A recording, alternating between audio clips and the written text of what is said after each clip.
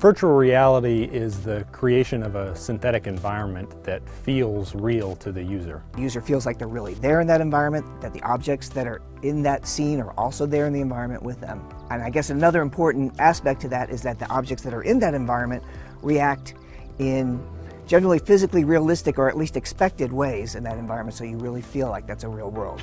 Virtual reality industry has been around for a couple decades now, and it really started off mostly geared towards creating visual virtual realities. So the recent innovations in virtual reality have mostly been geared towards commercial level virtual reality. So virtual reality that sort of anybody can afford and can come in, conventional gaming consoles and entertainment centers.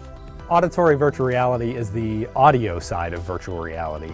Most hardware that people will be familiar with is dedicated towards creating that 3D and immersive visual environment.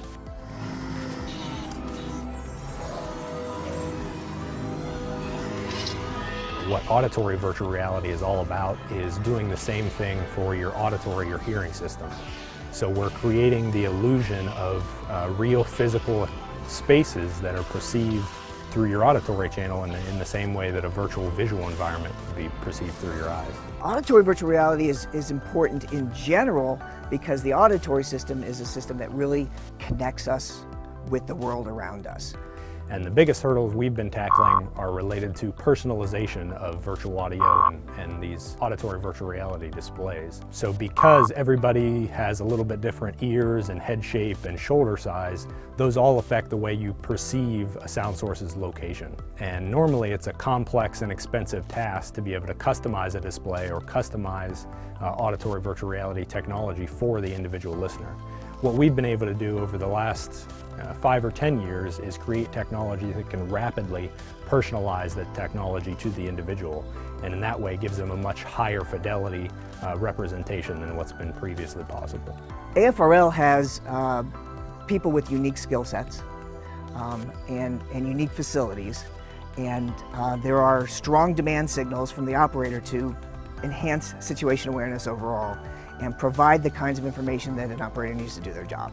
Giving spatial awareness to pilots and other operators about things going on around them. The classic case that we like to talk about is the scenario where you have a group of teammates on the ground or in the air that all need to maintain awareness about where they are.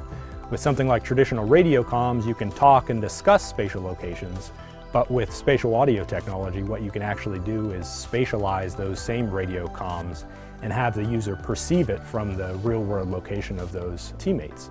I think you're going to get more and more opportunities to experience both virtual reality and auditory virtual reality technology that's coming out there, and I would encourage everyone to do so because it's a very unique and exciting experience. It's going to be capturing more of the world's interest and find its way into multiple domains like entertainment and gaming and even tourism, because you're going to be able to essentially take vacations to virtual places around the world within the next few years, and it's sort of a super exciting time to be part of that technology development.